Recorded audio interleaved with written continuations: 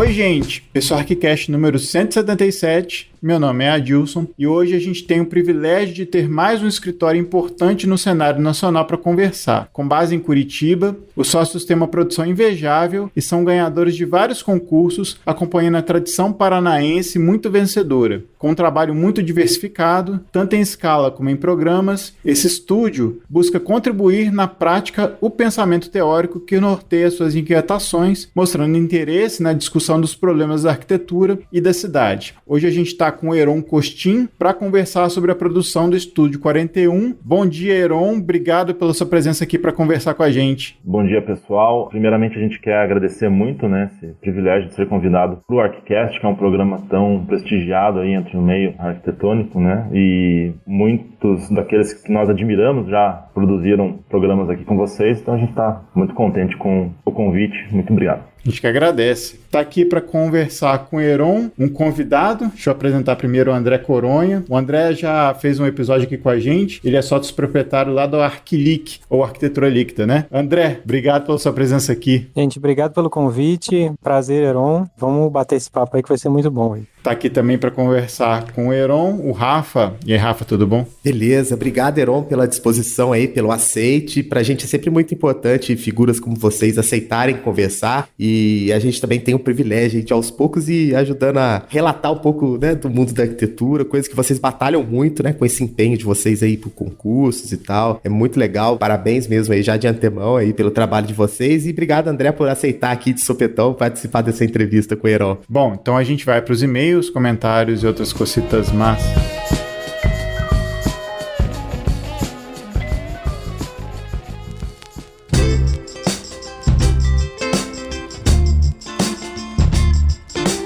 Voltamos com mais uma leitura de e-mails, comentários e outras cositas más. Tô aqui com o Rafa. E aí, Rafa, tudo bom? Tudo beleza. Bom, Rafa, como é que esse povo faz para entrar em contato com a gente? Bem, mandando e-mail para contato@archicast.com e também nas nossas redes sociais, Facebook, Instagram, Twitter. Temos Telegram, Dilson, e canal no YouTube. Pois é, Rafa, a gente tem lá no nosso canal no YouTube, além dos programas que a gente deixa postado por lá, a gente também tem alguns programas ilustrados. Além disso, a gente tem um programa exclusivo pelo YouTube, que é o Notícias do ArchiCast, que a gente lançou. Está no 3º episódio e é muito importante que vocês consigam ajudar a gente a ter mais visualizações lá, deem sua curtida, compartilhe com os amigos para a gente poder crescer e fazer mais produtos desses, né, Rafa? Isso aí, e o mais importante, a ideia desse programa é fazer também com que vocês interajam com as notícias. Então, a gente também quer que vocês lá nos comentários nos indiquem, nos deem sugestões de entrevistas. Pode ser lá no comentário, pode ser nos comentários do Instagram, pode ser lá no nosso site, pode ser via e-mail, que a gente também esse modelo de notícias, ele também vai flutuando aí na medida em que a interação com vocês aumentarem. Então, dê essa força pra gente lá, que eu tenho certeza que isso vai se transformar num programa super bacana, já tá legal, a gente tá gostando de fazer, e agora só falta vocês mesmo aí pra fechar esse ciclo aí. Bom, pessoal, esse episódio é mais um ilustrado que a gente coloca no YouTube. Então, toda vez que aparecer esse barulhinho aqui, vai aparecer uma imagem referente ao que a gente tá falando. Então fica o convite, se você está ouvindo esse episódio só por áudio e quer ter uma experiência mais completa, acessa lá o nosso canal no YouTube, referente a esse episódio, que você vai ver as imagens aparecendo para você quando o barulhinho aparecer. Certo, Rafa? Certíssimo. Então a mensagem conheça o nosso canal do YouTube, porque lá tem as notícias, tem palestras e tal, tudo lá registrado, tem os stories do ArchiCast, que era um projeto anterior que a gente fez, e agora o episódio ilustrado. Então, assim, a gente tá fazendo um cardápio diverso aqui para que vocês possam experimentar esse conteúdo de diversas formas e, mais importante disso, nos deem feedback, para que a gente possa cada vez mais aprimorar aí as ideias, Dilson? Exato, a gente tá esperando sempre o comentário de vocês, as críticas, os elogios, o que vocês quiserem mandar, a gente tá aqui esperando. Vamos lá, que o papo tá muito bom, né? Sim, o papo com o Heron lá do Estúdio 41. Espero que vocês gostem. A gente volta na próxima quinzena com mais um episódio para vocês. Isso aí, valeu!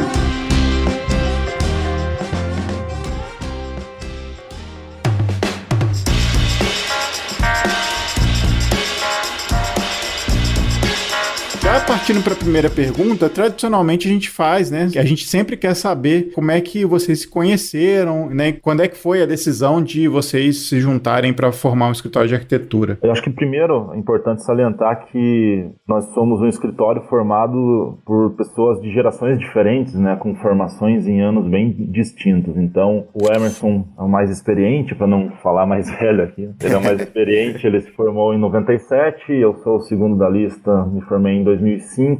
O Fábio e o João se formaram em 2010 e o Martin, que é o mais recente sócio, ele se formou em 2013, né? Então são 16 anos aí de diferença entre as formações, né? Nós nos formamos todos na Universidade Federal do Paraná, mas não chegamos a estudar juntos, né? Só o Fábio e o João que estudaram juntos. Então a nossa formação acontece em um período, contando um pouco da história regressa, o Emerson ele tinha um outro escritório e ele também chegou a produzir alguns concursos de arquitetura e foi premiado em alguns vitoriosos que resultaram em obras, só que esse escritório antigo ele se desfez, né? E ao mesmo tempo eu também tinha um outro escritório que também estava se desfazendo, né? Os sócios acabaram prestando concursos, etc.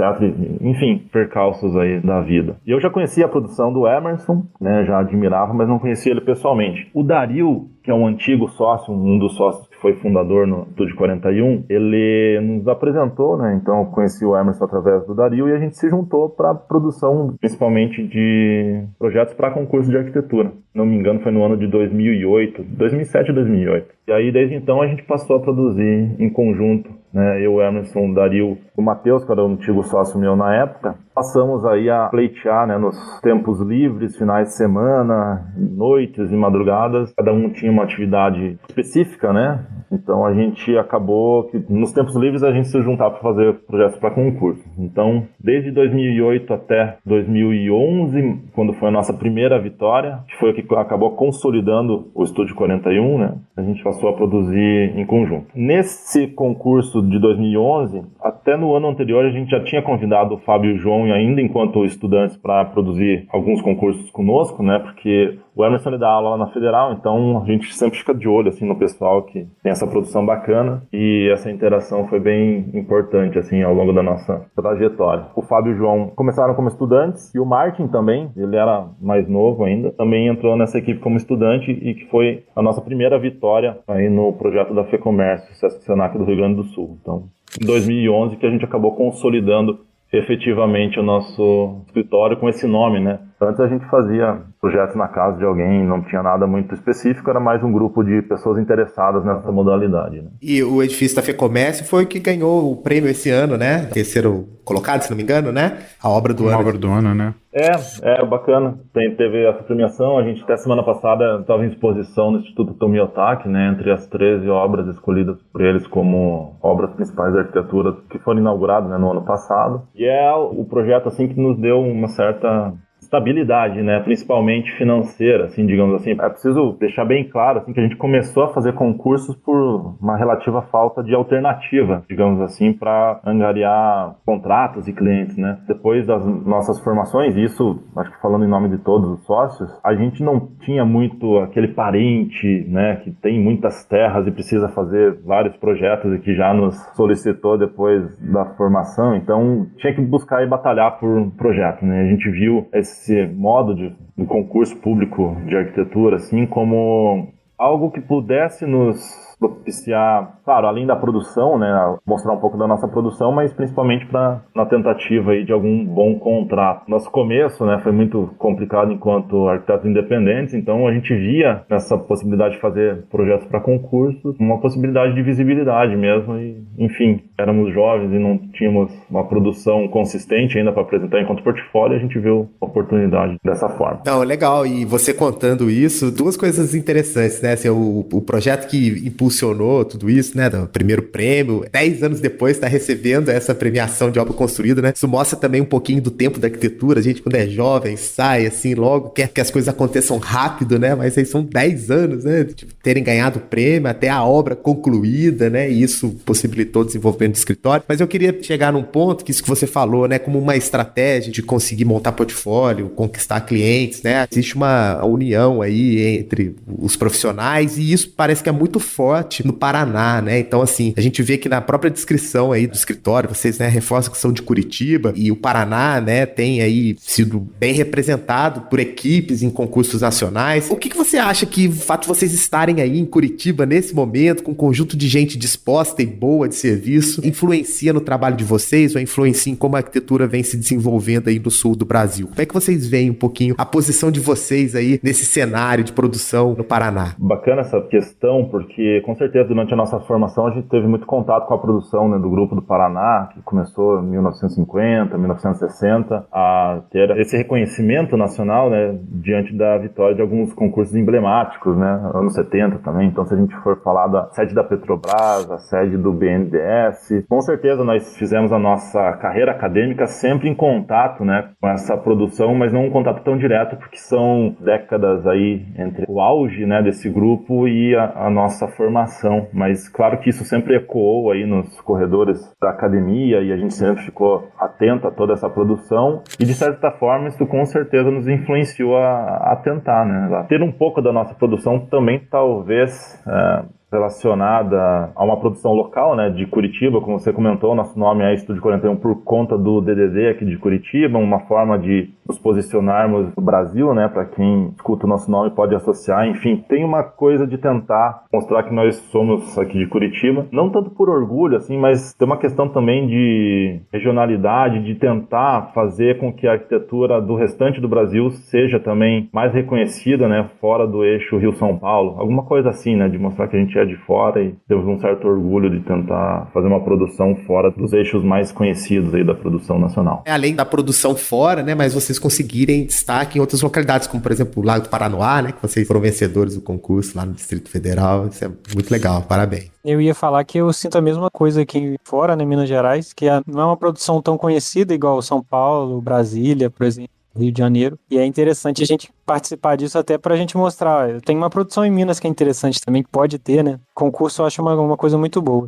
Heron, são 5 sócios no escritório, né? Aí eu queria perguntar como é que é conciliar essas ideias de todo mundo e colocar no papel, né? E se cada um tem uma dinâmica específica ou não. Deixa eu só complementar a história da formação do escritório. Então o Dario era um sócio original e ele acabou passando num concurso público e saiu do escritório, mas nós somos muito amigos até hoje. E o Martin, ele foi estudante até 2013, então portanto na Vitória da FEComércio ele ainda não era graduado, né? Então ele acabou virando sócio em 2013 quando ele se formou. Então somos em 5 sócios, sim. O nosso modo de produção a gente julga que é bem horizontal, assim, a gente não gosta muito dessa coisa de hierarquia. Inclusive nesse momento a gente está com 3 colaboradores, né? 3 estudantes. Então um total de 8 pessoas nesse momento. A gente gosta de discutir muito horizontalmente, assim, então não tem hierarquia, todo mundo pode e deve propor, né, quando a gente entra num tema novo, todos vão fazer pesquisas individuais e aí durante as reuniões a gente traz essas percepções iniciais a respeito do programa, a respeito do local e joga em cima da mesa e começa a contribuir com essa construção coletiva que vai vir a ser o projeto. E no início do processo cada um faz individualmente aí seu dever de casa, digamos assim, né, vai estudar o programa, legislação, etc.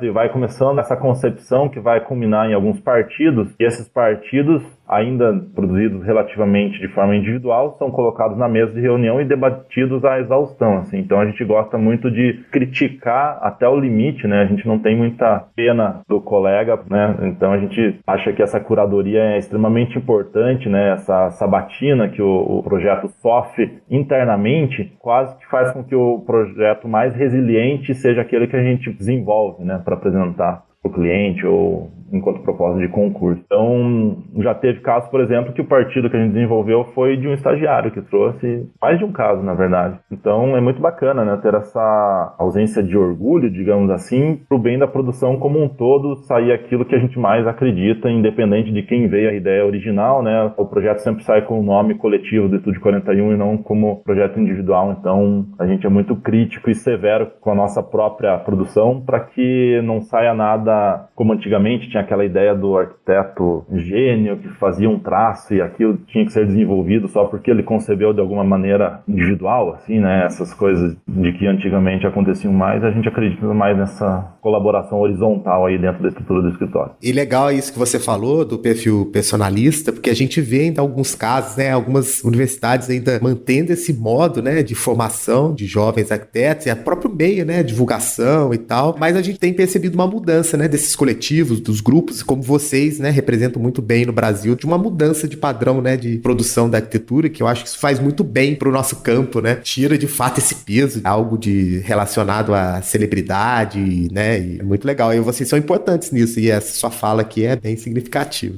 Bacana, eu acho que sim, é uma colaboração, né, de tentar deixar o ego um pouco de lado. Claro que a gente sofre, né, tem essa coisa meio que para um filho, quando você projeta e bota toda a sua ideia achando que aquilo é o melhor dos mundos e aí apresenta para o resto da equipe e recebe uma crítica negativa e depois você vai entender que é importantíssimo. Quando a gente está falando, por exemplo, de projetos para concurso de arquitetura, né, a gente gosta de fazer muita crítica porque senão o projeto vai chegar para o júri e eles vão fazer a mesma crítica, né, que a gente deixou passar por um certo, né, poderia ter deixado passar por orgulho só porque concebeu daquela forma, então muito mais bacana essa questão colaborativa do que impositiva, né, de uma única pessoa. Até queria puxar essa fala sua para perguntar, né, você falou aí que o escritório trabalha em sinergia, mas como é que é a dinâmica dentro do escritório? Como é que é o dia a dia, né? Cada um ali tem uma função diferente, não tem isso, todo mundo faz tudo. Você falou também que vocês têm 2 colaboradores. Como é que é a dinâmica lá do escritório? Hoje a gente está com 3 colaboradores, mas é um pouco isso. A gente é sócio do escritório, mas é muito chão de fábrica. Então a gente faz o que precisa, né? Porque os projetos que a gente acabou desenvolvendo ao longo dos anos são gigantescos, assim. Então não tem como não fazer um pouco de tudo. E sempre tem essa questão financeira de tentar sobreviver ao longo do tempo com uma equipe um pouco mais enxuta. Então a gente acaba tentando absorver o máximo possível. Não porque a gente não deseje crescer, né?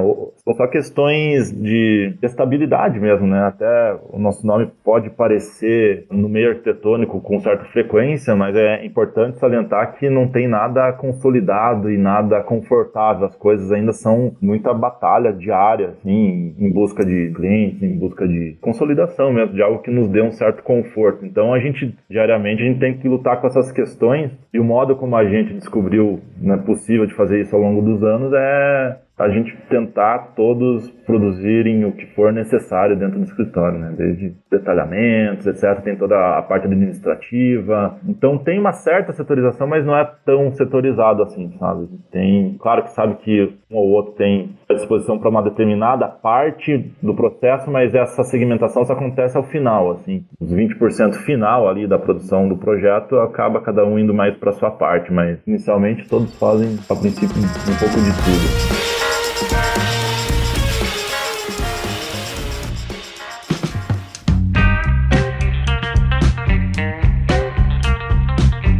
Concurso para vocês é uma forma de prática, de inserir no mercado, de ter um processo de projeto mais rico, né? Como vocês estão falando aí, dessa visão horizontal das ideias, né? Fazendo com que a melhor ideia vença, né? Não a melhor assinatura. Eu acho que isso é fundamental para todos os campos aí do que está acontecendo no Brasil e no mundo. É desafiador por uma questão de montar a equipe, escolher as pessoas que vão trabalhar com vocês em cada projeto. A princípio, lá no início, né? De não ser um trabalho remunerado. Eu vi até uma entrevista do seu sócio, do Emerson, né? Que ele fala que é uma faca de 2 gumes aí, o concurso, né? Porque é ao mesmo tempo que democratiza, né? Faz com que vários arquitetos trabalhem sem remuneração, né? Então tem essa linha tênue aí entre o concurso como um processo interessante de entrada no mercado, de valorização da profissão, mas ao mesmo tempo ainda a gente precisa avançar muito em como que as instituições, quem organizam esses concursos, e, né, quem patrocina, possa pensar também novas formas de remuneração dessas equipes e tal. Então eu queria saber, já que vocês têm, né, aí muita experiência com concurso, você visualiza a fase do trabalho de vocês, assim, a época que vocês entravam com a faca nos dentes, agora que vocês já conseguem ter uma estrutura, como é que foi ao longo desses anos aí se adaptar a esse modelo de concurso? Como você citou o Emerson, né, nessa fala dele que o concurso é uma faca de 2 gumes,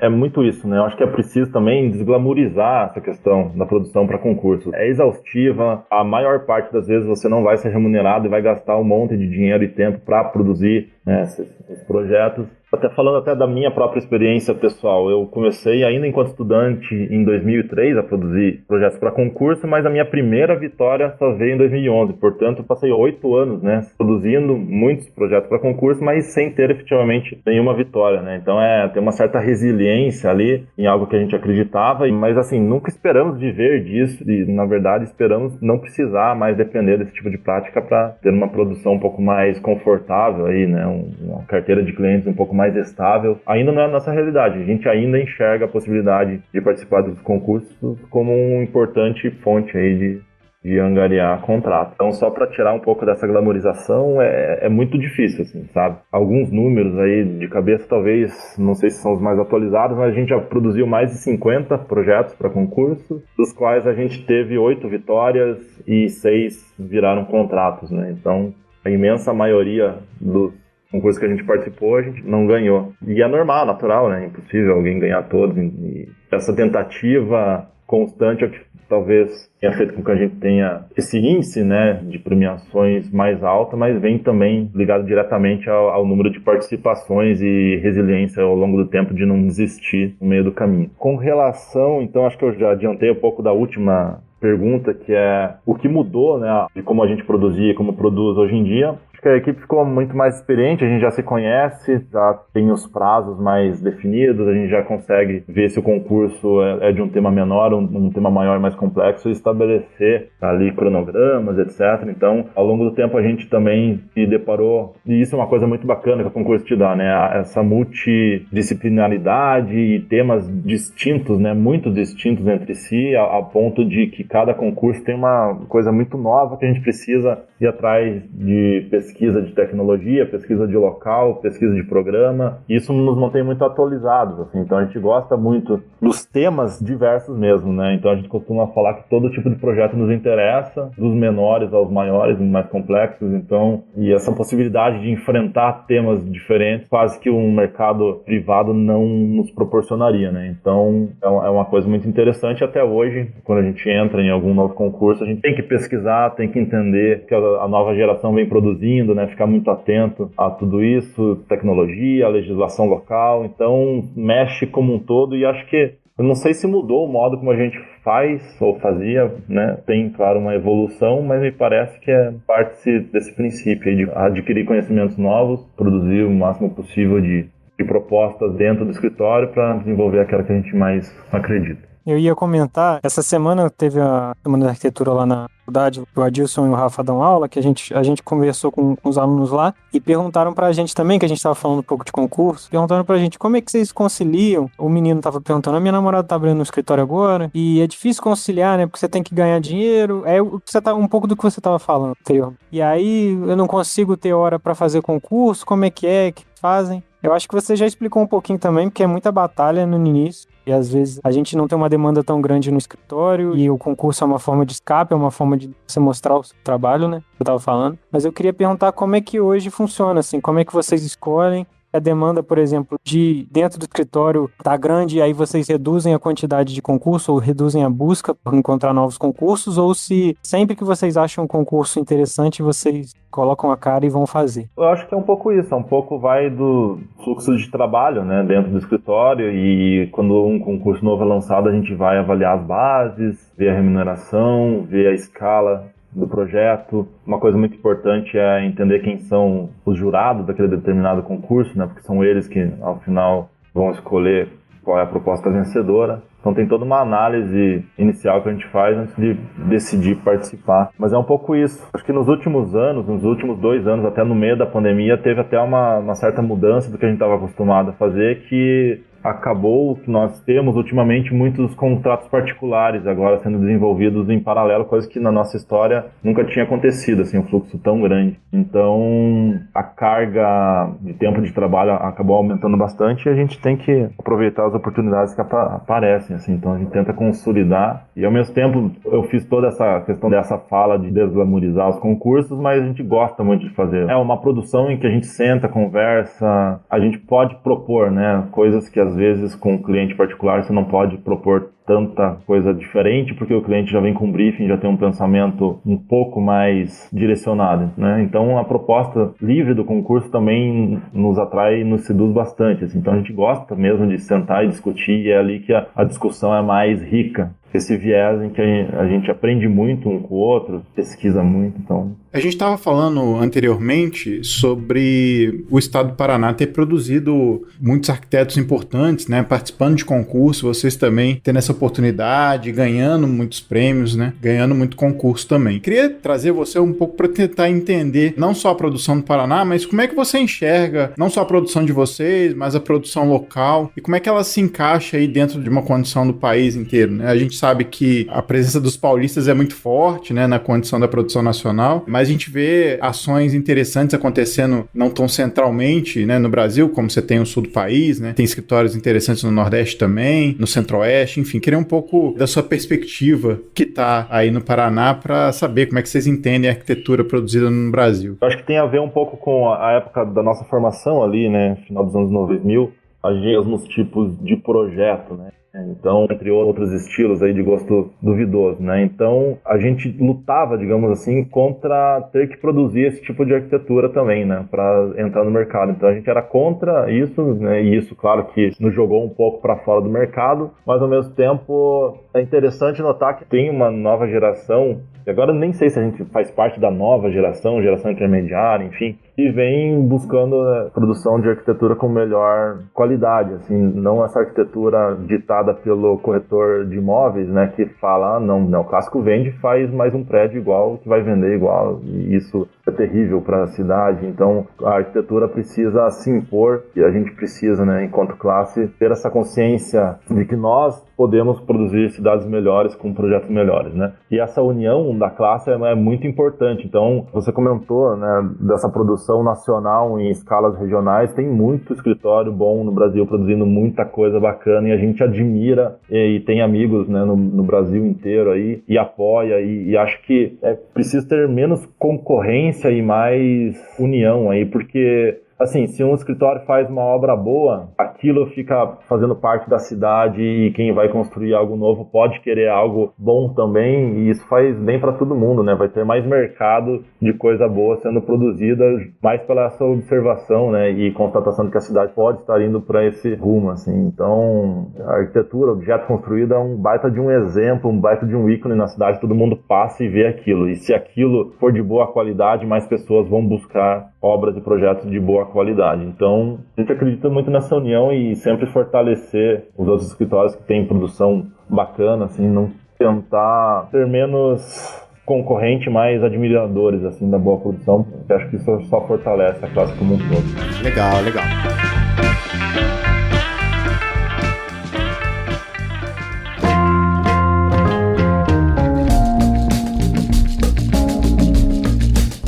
Agora, Heron, partindo aí para os projetos, né? Não tinha como não começar aí com a Estação Comandante Ferraz, né? Projeto super interessante que vocês venceram esse concurso. A gente queria saber, assim, a gente já entendeu um pouco, né? Vocês falando da dinâmica do escritório, ver que quando uma boa ideia prevalece, ela chega lá com muita força, né? No momento do júri avaliar e tal. Como é que foi, então, projetar num lugar, assim, tão inóspito, que não é convencional, né? Que não era só pensar a questão do objeto em si, mas os processos de montagem e transporte, né, das peças e tal, pensar a arquitetura de uma outra forma, e como que foi receber a notícia, né? Eu vi que o Everson lá também falou que quando, acho que foi o seu sócio, ligou pra ele, né, falou, pô, a gente não tem nem roupa pra ir na premiação, né, quando vocês receberam a notícia. Conta um pouquinho dessa experiência aí da Estação do Comandante Ferraz. Eu queria só completar com uma coisa, vocês foram lá na Antártida, depois que foram construídos, enfim, depois você conta essa história aí. Bacana, vou lembrar de comentar no final, só pegando um gancho aí, tudo que o Adilson comentou, que a gente não tinha nem roupa para premiação, é um pouco isso mesmo, e na primeira reunião com os almirantes da Marinha,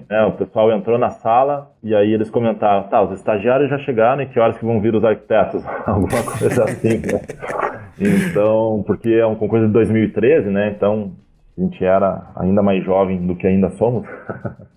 Mas é assim, uma maluquice, né? Primeiro a gente só ganhou porque tentou e é dessas naturezas de projeto que nos instigam, né? Então, o concurso foi aberto, a gente pensou por que não fazer, vamos pesquisar e aí a gente tenta juntar a equipe o mais multidisciplinar possível. Em alguns concursos, quando isso é muito específico, a gente tenta buscar consultores, etc. para nos auxiliar na melhor proposta, em questões técnicas principalmente, né? Aí esse concurso a gente acabou demorando um pouco para começar a fazer ele, e aí a gente só tinha um mês e pouco para fazer a proposta, e a gente tentou até buscar um escritório inglês e fez a última estação inglesa na Antártica, né, porque o concurso era no Brasil e às vezes o pessoal estava interessado em ter algum escritório local para auxiliar, né, enfim. E aí o pessoal recusou, e aí a gente tentou outros consultores de fora, também não deu certo, então a gente acabou fazendo o concurso com uma equipe bem regional, bem de Curitiba mesmo, com o pessoal nos auxiliando, questões estruturais, térmicas, técnicas, né? Então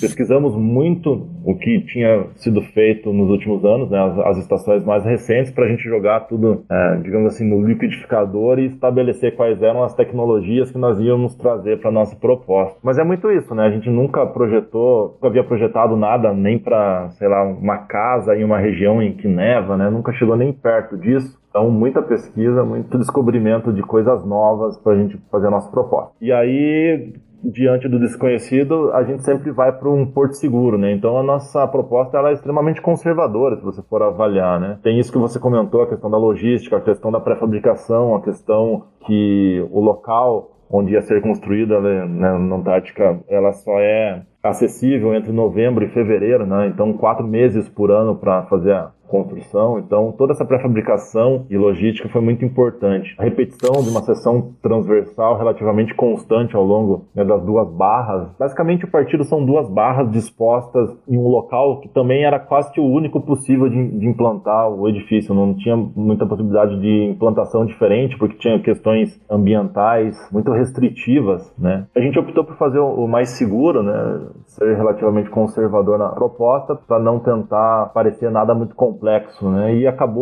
foi bem aceito pelo júri, e muito interessante que algumas coisas que estão na prancha do concurso, né, como essa questão da pré-fabricação, né, a gente imaginava, o país que ganhar a licitação vai construir isso em solo, vai desmontar, vai colocar nos containers, nos navios, vai chegar lá e só montar. E é muito interessante que um dos esquemas que a gente colocou ainda na prancha de concurso é muito bacana, que tem fotos mostrando exatamente como foi previsto e como foi executado. A nossa sorte pela vitória veio justo de tentar resolver de uma forma simples, mas não simplista, um desafio tão complexo assim. Só comentando a última questão, se a gente foi para a Antártica, a gente conseguiu finalmente ir. O projeto a gente venceu em 2013. E desde então a gente pleiteava essa viagem para lá, mas era tudo muito complexo. Acho que é importante salientar que a estação antiga, né, acabou pegando fogo num acidente terrível em 2012, e é por isso que a Marinha Brasileira lançou esse concurso, né? Então tinha muito essa questão de que só ia para lá cientistas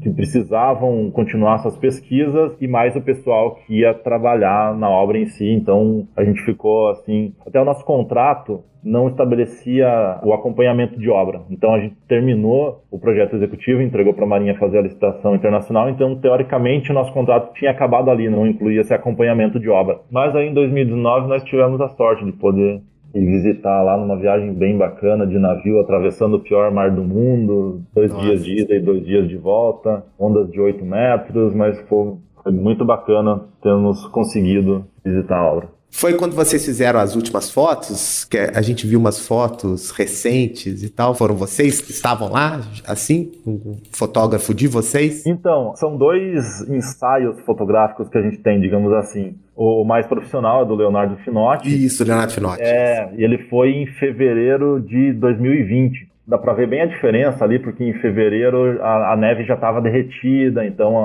tinha uma outra ambientação. Quando a gente foi em novembro de 2019, tinha muita neve ainda. São 2 ensaios fotográficos, o nosso que não é tão profissional, mas que tem essa pegada da neve. A gente andou ao redor da estação, se afundou na neve lá pelos arredores e enfrentou os ventos, etc. Então, que viveu um clima um pouco mais intenso, e o Finotti pegou uma outra realidade, que é isso, não tem neve o ano inteiro, em um determinado momento a neve derrete e fica mais clima de pedras, mais desértico, assim. Então é bacana que tem 2 ambientações diferentes aí nos ensaios. Só uma curiosidade, Aaron, o projeto executivo, os memoriais e cadernos de encargos foram todos em inglês ou em português? São os dois, tinha uma tradução para o inglês, porque a licitação construtiva teve uma primeira licitação no Brasil que deu vazia, as empresas brasileiras não chegaram a comprovar a eficiência técnica suficiente, etc. Depois eles resolveram fazer a licitação internacional. Então, agora não lembro do processo muito bem, mas teve parte do projeto entregue em inglês, sim. Uma cópia entregue em inglês. Não lembro se foi uma empresa que só fez a tradução ou se nós mesmos traduzíamos. Tem outros 2 projetos mais urbanos que venceram concurso, 6, que são o Master Plan da Orla do Paranoá, em Brasília, né? E o Plano de Urbanização da Água Branca, em São Paulo. Aí eu queria saber um pouco das peculiaridades dos locais e as soluções que vocês fizeram para o projeto. Esses projetos de escala mais urbana são relativamente recentes aí na produção do escritório. Acho que a gente começou em 2015 a ter um pouco mais de contato com isso, que foi quando a gente venceu os projetos do Água Branca, né, subsetora 1 da Operação Urbana Consorciada Água Branca em São Paulo. E são sistemas mais malucos, assim, de concurso, porque eles não são um tema só. Claro que o principal, por exemplo, tanto desse projeto da Água Branca, que a gente ainda está desenvolvendo, quanto o setor habitacional do Pôr do Sol, na Ceilândia, no Distrito Federal, eles são temas cujo tema principal é a habitação social, mas tem uma complexidade enorme, assim. Os terrenos eram glebas em que o concurso pedia para você fazer todo o loteamento, a proposição do sistema viário. Então a gente criava os próprios lotes onde a gente mesmo desenvolveu os prédios para apresentar no concurso, tudo isso em uma única etapa, né? Então você apresenta quase que um bairro ali, um pedaço de cidade autossuficiente, que deveria conter outros equipamentos, né, além da habitação social. Então, primeiro que os edifícios eram de fachada ativa, e aí outros equipamentos como escolas, unidades básicas de saúde, área de recreação, parques, praças. Então, são temas bem amplos e dinâmicos que a gente também passou a enfrentar e incorporar aí no repertório do escritório como desafios, né, também disso de aumentar um pouco a escala do projeto, né? Então, o setor habitacional Pôr do Sol é um terreno de 420 mil metros quadrados, o Água Branca em São Paulo são 150 mil metros quadrados, e a Orla do Lago Paranoá, né, que, se não me engano, é um projeto que teve uma extensão de 34 quilômetros ao longo da Orla, nossa parte de proposição. E a Orla já é um projeto um pouco mais peculiar, né? Que essa tentativa de dar um desenho que não foi proposto inicialmente no projeto original do Lúcio Costa, para que a população possa finalmente usufruir dessa orla que estava sendo invadida por aquelas casas que ficam mais próximas da lâmina d'água e que tratavam essa orla como extensões de seus jardins, né, digamos assim. Então, esse projeto é muito emblemático, muito bacana, e a gente ficou muito contente também por essa vitória, porque é algo de democratizar o acesso ao que é de todos, mas que era relativamente carente de um desenho, né, e de uma proposta mais efetiva de ocupação. A gente já entregou e já concluiu o trabalho, ele virou uma proposta de lei, então assim, ele é um projeto que deve ser implantado ao longo dos anos por aqueles que queiram intervir, né, ao longo da orla. Necessariamente eles precisam passar por aprovações que vão considerar o Master Plan que a gente produziu. Já esses outros 2 projetos que eu comentei, que é o Água Branca e o Pôr do Sol, eles ainda estão em desenvolvimento, são projetos gigantes, né, então ao longo dos anos, e tem questões políticas também, mudou a administração, e toda vez que muda a administração, isso gera uma troca de equipe técnica por parte deles, a nova equipe que entra sempre tem uma análise extremamente demorada, enfim, mas são contratos que ainda estão vigentes e a gente ainda está desenvolvendo os projetos, e esperamos aí que dentro desse ano, do ano que vem, a gente consiga concluir para que as licitações sejam lançadas e finalmente sejam construídas. Eu ia até perguntar de curiosidade sobre... Você comentou que vocês venceram 8 concursos, né, se eu não me engano. E se todos foram para frente, né, porque você ganha o contrato, você faz o projeto e abre uma licitação. Quantos já foram executados? Se não, se algum já aconteceu alguma coisa que vocês tiveram que parar o projeto, se alguma coisa dessa. Muito bacana essa pergunta. Até antes de responder, né, eu preciso comentar sobre as sortes, né, que a gente tem enquanto escritório de termos obras de concurso efetivamente executadas, né? Porque são várias sortes que você precisa ter. Primeiro, a de vencer o concurso. A segunda sorte que tem que ter é do contrato ser efetivamente celebrado. A terceira sorte é do contrato ser levado até o final, e o último é esse contrato ser licitado e virar obra, né? Então são vários momentos aí que você precisa contar com muita sorte que esses degraus aí sejam cumpridos para que o projeto vire obra. Então a gente tem uma relativa sorte com isso, né? Então dos 8 concursos que a gente venceu, 6 viraram contrato, 2 não chegaram a virar contrato. A gente só recebeu a premiação, mas não celebraram o contrato para o desenvolvimento dos projetos que foram o Centro de Convenções e Eventos de Cabo Frio e Nova Friburgo. Esses não foram para frente, pararam no momento imediatamente após a entrega da premiação e não andaram. Os outros 6 andaram, para nossa sorte, então a Estação Antártica virou obra, inaugurada, né, no ano passado, retrasado. A FEComércio também, né, inaugurada no ano passado. Então, e é um pouco isso do tempo da arquitetura, né? São projetos grandes, complexos, muita coisa acontecendo e é isso mesmo, né? As coisas demoram. E quando é projeto urbano, ainda mais, né? Ainda tem essa questão das gestões e tal. Exatamente. Só concluindo dos outros 2, então, o Água Branca e o Pôr do Sol ainda estão vigentes, a gente ainda está trabalhando e tem muitas etapas ainda para acontecer. A Orla do Paranoá a gente já entregou, virou decreto de lei, a partir de agora, né, o tempo vai fazer com que a obra se consolide. E o outro concurso que foi muito bacana, a gente tem muito carinho por esse concurso, que é a Unidade Básica de Saúde da Comunidade Guruji, na cidade do Conde, na Paraíba. É um projeto dos menores que a gente já fez, mas dos mais difíceis, assim. Foi um concurso muito concorrido, acho que teve 140 entregas, se não me engano, para um edifício de pouco mais de 300 metros quadrados. E as obras já foram iniciadas e a construtora já fez todas as fundações e agora parece-me que deu uma travada lá no processo, alguma coisa assim, mas a gente está um pouco por fora porque também não estamos acompanhando, mas muito em breve talvez as obras se concluam. O do Guruji a gente fez também.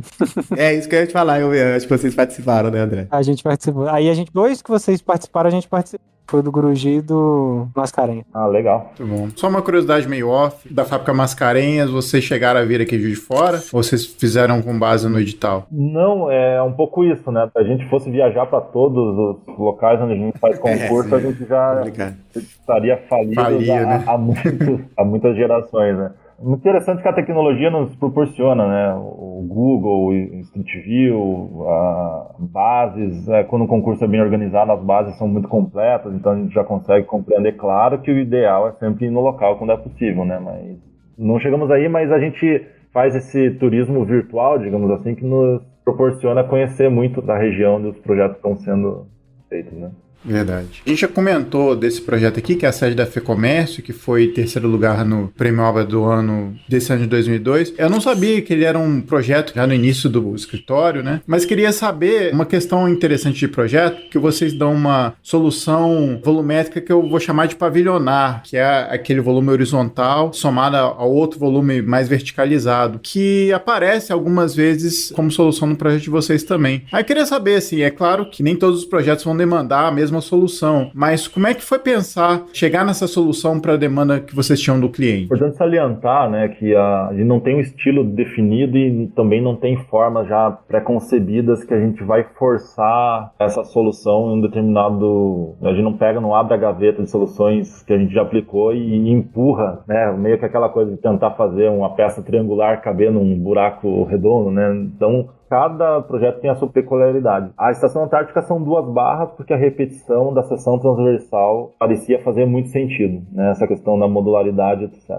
Na FEComércio, esse grande elemento horizontal, que é o centro de convivência, ele faz muito sentido porque o concurso ele era em várias etapas. A gente fazia a proposta da primeira etapa, seria a parte administrativa, que é o que efetivamente foi construído, mas havia previsão futura de implantação de outras 2 etapas tão grandes quanto essa primeira etapa. Seria uma universidade do Senac e um centro de eventos do Sesc. E esse elemento horizontal é o elemento que faz a conexão, que faz a recepção e distribuição dos usuários ao longo do complexo, e também tem outros usos aí de suporte, auxílio, né, às atividades diárias. Então, esse elemento horizontal, ele é quase que um elemento que vai fazer o plug, né, das outras etapas. Então, ele nasceu com essa função. Por isso que ele tem esse grande balanço que avança sobre a praça, né? São 30 metros de balanço. E a ideia dele é fazer essa recepção. Todo mundo chega por ali, entra e a partir desse elemento horizontal se distribui e se desloca ao longo do complexo, né? Então, tem essa diferenciação. Então, são elementos, né, que parecem repetitivos, mas cada um tem a sua função específica ali dentro de cada proposta. Tem uma certa recorrência dos elementos, porque a gente gosta de racionalização, então essa questão dos eixos, dos vãos e de peças pré-fabricadas, essa tentativa de construção seca, industrializada também faz muito parte do nosso repertório, mas é um pouco isso, cada solução demanda um pensamento diferente de projeto. Legal, e isso creio que reforçado bastante por essa dinâmica e processo que vocês, né, falaram aqui pra gente, de um trabalho muito colaborativo mesmo. Aí uma curiosidade sobre isso, depois cada sócio assume um projeto em específico para desenvolver ou vocês continuam fazendo isso juntos? Como é que mais ou menos acontece? Tem uma parte administrativa em que um dos sócios é elencado para ser a ponte aí com o cliente, né, que faz mais esse gerenciamento do contrato e fica mais por dentro, né, ser a pessoa responsável por um determinado projeto. Então a gente faz sim essa distribuição interna. Cada um fica responsável por um contrato, digamos assim.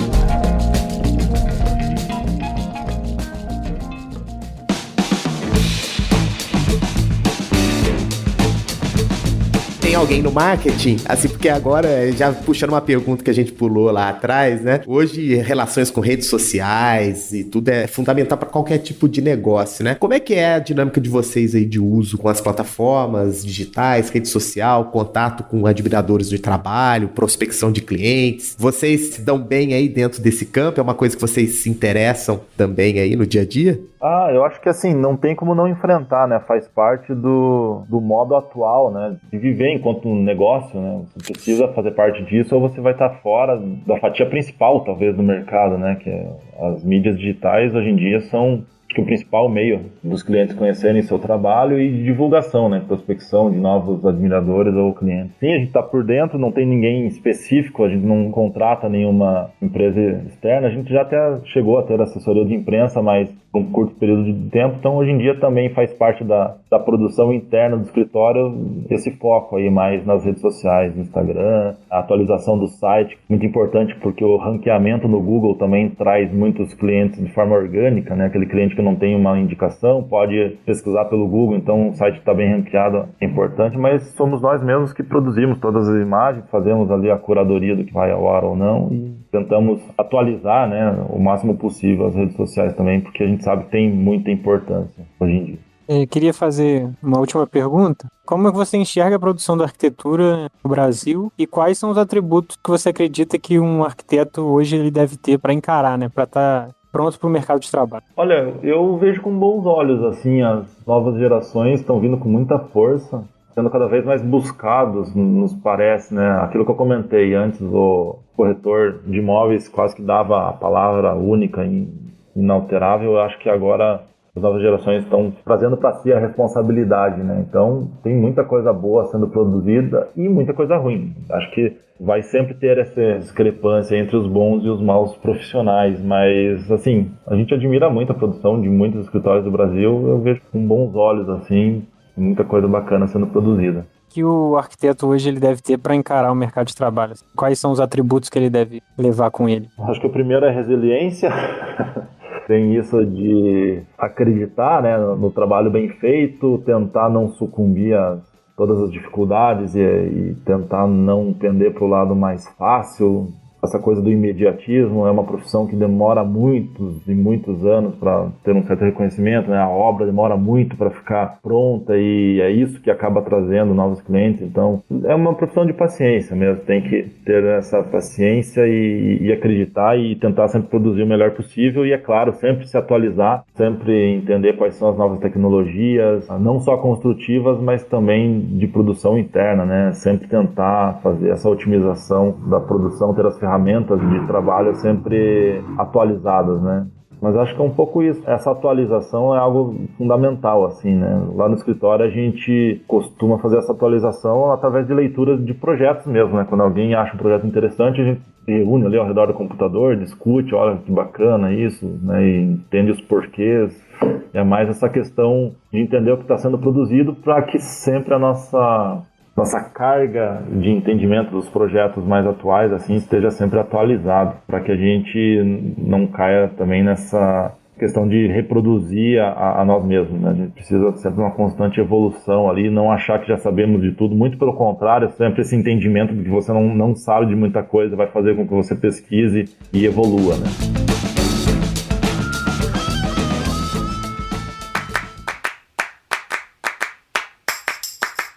Então a gente vai para nossa rodada de dicas aqui. Vou chamar o Rafa. Rafa, tá com a sua dica? Cara, não tô, porque você me pegou de surpresa, mas diante do papo, a minha dica é você, estudante de arquitetura ou recém-formado, que se interessa por concursos de arquitetura, tem os sites, né, aí que alguns compilam concursos, né, o próprio Vitruvius, o concursos de projeto, e tem um site internacional que é bustler.net, também tem sempre concursos lá para estudantes e jovens, aí pega o mundo inteiro e tal, enfim, é a minha dica aí para vocês. Pô, essa é a dica que eu ia falar. Você errou pro André.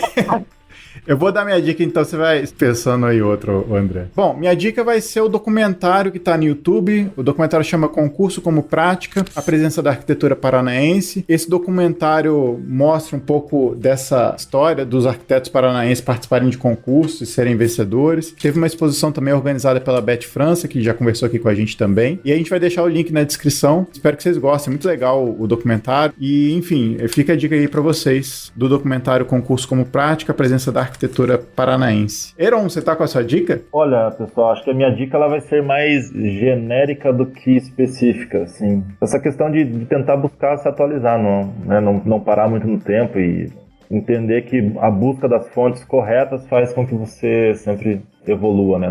Não fique estagnado dentro daquela consciência de que você acha que sabe tudo. Então eu acho que a dica é mais no sentido de buscar entender o que está sendo produzido de melhor e tentar incorporar isso ao portfólio de produção, né? Através dessa constante evolução, não só da sua própria produção, mas entender que o mundo é dinâmico, então, né, buscar as fontes mais atualizadas. Hoje em dia a gente tem muito acesso online a um monte de sites de produção nacional e internacional, diversas ferramentas como o ArchiCast, que é muito bacana e que sempre traz essa contribuição num papo um pouco menos... Claro, é uma conversa mais técnica também, mas tem outros vieses aí que a gente consegue aprender muito, não só olhando diretamente para o projeto, mas com esse entorno aí, né, de todas as questões que envolvem a arquitetura. Legal, muito bom. André, e aí, tá com essa dica? Conseguiu achar aí? Eu vou dar uma compilada em tudo que o pessoal falou, mas eu acho que é muito importante, pegando um pouco do gancho do Rafa, assim, desses sites que tem, tanto de lançam os concursos, eles também lançam os resultados. Então, sempre ficar ligado, estudar muito bem, porque para você enviar uma prancha para um concurso, por exemplo, você tem que saber diagramar muito bem, você tem que saber vender o seu projeto sem você estar apresentando, né? Então, você entender e estudar isso antes, estudar diagramação, estudar como você vai escrever um texto ou vai humanizar uma planta, isso é muito importante. Então, ficar ligado em todos esses outros concursos, nas pranchas que já houveram, né, ou que estão sendo lançados, é muito importante. Minha dica é: olhem muitas referências e muitas referências de concurso, quem quiser participar de um aí. Deixa eu só complementar um pouco o que o André comentou, acho que faz parte da dica aí também, é muito interessante isso, você aprender com o erro. Quando você perde um concurso por um projeto que está muito melhor que o seu, aquilo é muito bacana, porque dá um baque tão forte assim, né? Putz, a gente errou feio esse aqui, mas olha que bacana o que ganhou, sabe? Então você aprender com seus próprios erros e entender o porquê que os outros projetos tiveram tanto acerto assim, faz parte da evolução também. É bacana. Legal, muito bom. Bom, Heron, queria agradecer a sua presença aqui para conversar com a gente, dar um abraço lá nos seus sócios, agradeço eles também e parabenizo pelo trabalho, que é muito legal, é muito bom, assim, a gente vê a produção muito concisa, assim, muito forte, uma linguagem muito interessante. Te convidar para você voltar mais vezes aqui para conversar com a gente, sempre que você quiser. Bacana. Mais uma vez a gente que agradece, a gente fica muito contente mesmo quando pode compartilhar um pouquinho da nossa produção, ainda mais em uma mídia tão respeitada como é o ArchiCast, né? E estamos sempre abertos aí aos convites, quando precisarem é só dar um toque. André, obrigado pela sua presença aqui. Eu sei que foi meio de surpresa, mas a gente agradece muito que você tenha participado e contribuído aqui para o papo. Eu que agradeço, é sempre um prazer falar com o Heron, assim, o trabalho dele sempre foi uma referência pra gente. A gente, como eu falei, a gente gosta muito de concurso, então a gente sempre estudou muito, Estúdio 41. Então foi um prazer e parabenizar pela produção de vocês aí, que é incrível. Rafa, mais um. Obrigado, Heron, aí pela disposição em conversar com a gente. Obrigado, André, aí por ter cedido aí uma horinha do seu tempo. Sei que vocês vão entregar um concurso hoje também, né? E muito legal, Heron, aqui o depoimento de vocês. Eu acho que isso traz para nossa audiência aquela coisa de pisar no chão, né? De ver que é possível, que as dificuldades, né? Todas as equipes sofrem, mas que a resiliência é importante, né? Ter bons amigos, bons colegas, né? né? Isso tudo faz com que o trabalho prospere. Parabéns aí pelo trabalho, pelo que vocês representam hoje no cenário aí da arquitetura no Brasil. Obrigado mesmo aí pelo seu tempo. Isso aí, então a gente volta daqui a 15 dias com mais um episódio para vocês e até mais.